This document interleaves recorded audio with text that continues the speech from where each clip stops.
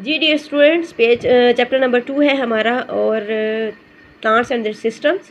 ठीक है, the last topic of this chapter is flowers. Page number आपका 26 है। इस पूरे चैप्टर के अंदर हमने प्लांट्स के बारे में पढ़ा, प्लांट्स के डिफरेंट ऑर्गन्स के बारे में पढ़ा, जैसे कि रूट्स हैं, स्टेम्स हैं, लीव्स हैं और फ्लावर्स हैं। ठीक है, उनके इंटरनल स्ट्रक्चर्स पढ़ी। ठीक है, और डिफ्यूजन पढ़ा, ऑस्मोसिस के बारे में पढ़ा, ट्रांसपायरेशन के बारे में पढ़ा, कौन कौन से फैक्टर्स हैं जो ट्रांसपायरेशन को अफेक्ट करते हैं। उसके बाद हमने ट्रांसपायरेशन स्ट्रीम के बारे में पढ़ा और कैसे प्लांट जो है वो सेल्स जो होते हैं डिफरेंट जो है वो प्लांट्स को सपोर्ट प्रोवाइड करते हैं। अब लास्ट हमारा टॉपिक है वो इस चैप्टर का, वो है फ्लावर्स। फ्लावर्स होते हैं वो मोस्ट इम्पॉर्टेंट पार्ट होते हैं किसी भी फ्लावरिंग प्लांट का। ठीक है, क्योंकि इसके अंदर मेल और फीमेल रिप्रोडक्टिव ऑर्गन्स होते हैं। इसके अंदर मेल और फीमेल रिप्रोडक्टिव ये ऑर्गन्स होते हैं।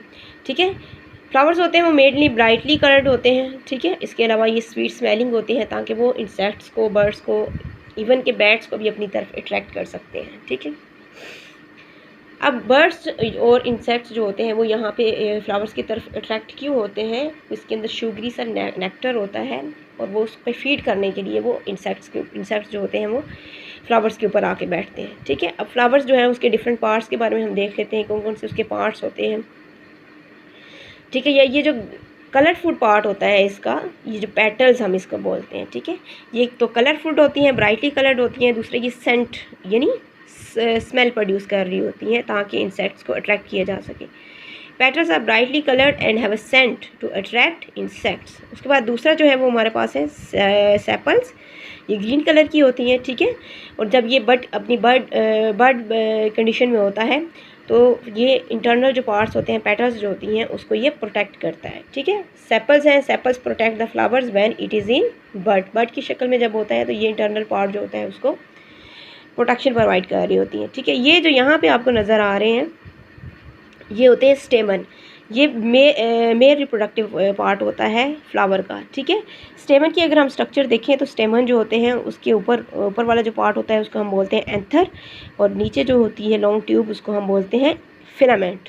ठीक है, ये जो एंथर होता है इसके अंदर होते हैं पोलन ग्रेन्स जो होते हैं यूजुअली येलो कलर के होते हैं। पोलन ग्रेन्स जो हैं उनके अंदर मेल रिप्रोडक्टिव सेल्स होते हैं। ठीक है, यानी ये एंथर जो है, ये जो स्टेमन है, ये इसका मेल रिप्रोडक्टिव पार्ट होता है फ्लावर का, और इसके अंदर जो है वो ये एंथर है। इसके अंदर पोलन ग्रेन्स होते हैं जो कि मेल रिप्रोडक्टिव सेल्स होते हैं। ठीक है, ये यहाँ पे देखिए काफ़ी सारे हैं। अब ये जो चीज़ है इसको हम बोलते हैं कार्पल। यहाँ इसकी स्ट्रक्चर देख लेते हैं। कार्पल जो होता है उसकी सबसे ऊपर जो है फ्लैट सी जो है हेलीपैड की तरह, उसको हम स्टिग्मा बोलते हैं। ठीक है, ये स्टिकी सा होता है जब इंसेक्ट्स जो हैं वो फ्लावर के ऊपर आके बैठते हैं।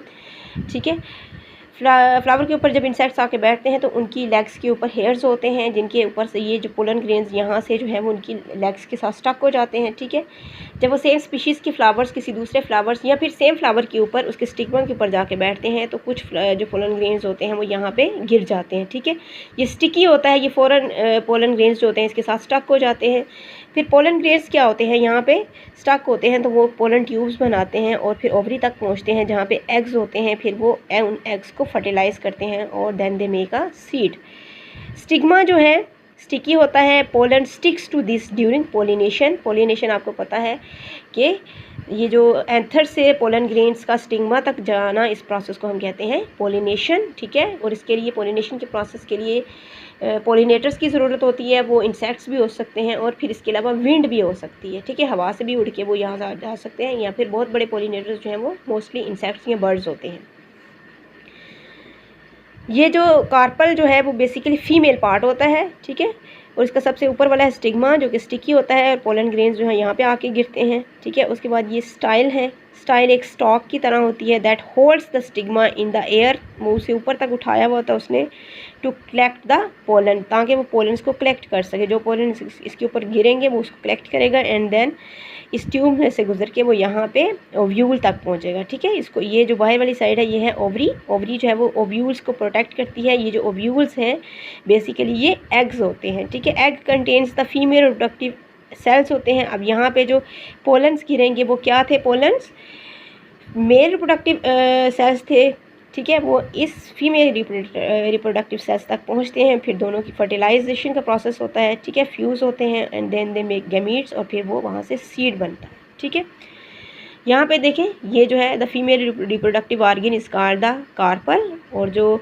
मेल रिप्रोडक्टिव पार्ट होता है उसको हम स्टेमन बोलते हैं। ठीक है, यहाँ पे इस बेस में देखें, ये जो बेस ऑफ द पेटल्स जो है, बेस ऑफ द पेटल्स जो है वहाँ पे नेक्टर होता है। Nectar is made at the bottom of the petals, it is sweet liquid होता है जो कि अट्रैक्ट करता है इंसेक्ट्स को, और इसी लिक्विड जो शुगरी लिक्विड होता है इसको इसके फीड करने के लिए इंसेक्ट्स जो होते हैं वो इन प्लांट्स फ्लावर्स के ऊपर आकर बैठते हैं। ठीक है, और इस तरह वो पोलिनेशन के प्रोसेस में हेल्प करते हैं। नेक्स्ट देखिए डिफरेंट टाइप्स दिखाई हुई हैं फ्लावर्स की। ठीक है, the stamens of this poppy flower are in a ring around the carpel, यहाँ पे। ठीक है, यहाँ पे रिंग की फॉर्म में इसके जो कार्पल, आपको पता है क्या होता है, फीमेल पार्ट होता है, और स्टेमन जो होते हैं दिस पपी फ्लावर्स के वो एक रिंग्ड बनाया हुआ होता है उन्होंने। यहाँ पे दरमियान में जो कार्पल है उसके इर्द गिर्द एक रिंग की फॉर्म में स्टेमन्स जो कि मेल पार्ट था और कार्पल जो कि फीमेल पार्ट है। तो स्टेमन्स जो मेल पार्ट है उन्होंने कार्पल जो कि फीमेल पार्ट है उसके इर्द गिर्द एक रिंग्ड की फॉर्म में जमा हुए होते हैं। ठीक है, अब ये जो है ये एक एप्पल ब्लॉसम फ्लावर्स है, इसकी स्वीट स्मेल होती है। ठीक है, और इसके अंदर नेक्टर बहुत ज़्यादा होता है ताकि वो इंसेक्ट्स को अट्रैक्ट कर सके। यहाँ पे देखें these gross flowers are completely enclosed हैं, और हम इनको देख भी नहीं, इनके रिप्रोडक्टिव ऑर्गन्स को हम देख भी नहीं सकते हैं। ठीक है, अब देखिए डिफरेंट टाइप्स आ रही हैं ना हमारे पास। यहाँ पे देखें ये बिल्कुल सामने नज़र आ रहा है सारा इसका जो स्टेमन्स हैं, जो उसका मेल पार्ट है, कार्पल जो उसका फीमेल पार्ट है। अब यहाँ पे देखें इसमें नेक्टर ज़्यादा होता है, एप्पल ब्लॉसम्स जो है इनके अंदर नेक्टर जो है इनके फ्लावर्स के अंदर ज़्यादा होता है ताकि वो इंसेक्ट्स को ज़्यादा से ज़्यादा अट्रैक्ट कर सके। अब ये देखें ये जो गोर्स फ्लावर्स होते हैं इनके जो रिप्रोडक्टिव और फीमेल रिप्रोडक्टिव पार्ट्स हैं इनको तो हम देख ही नहीं सकते, ये बिल्कुल क्लोज्ड हुए हुए होते हैं। ठीक है, इसके अलावा ये यहाँ पे है tree flowers hang in the air so wind can carry pollen away, हवा के अंदर समझे कि एरे ये हैंग हुए में है ताकि जब विंड आए तो वो इसको एक जगह से दूसरी जगह लेके जाए। ठीक है, पोलन्स जो होते हैं इसमें से, और फिर सेम स्पीशीज़ के टाइप के ऊपर जब जाके वो पोलन्स गिरते हैं तो वो फिर वहाँ से पोलन ट्यूब्स बनाते हैं और फिर ओव्यूल के अंदर एग्स को फर्टिलाइज़ करते हैं और फिर नए सीड बनाते हैं।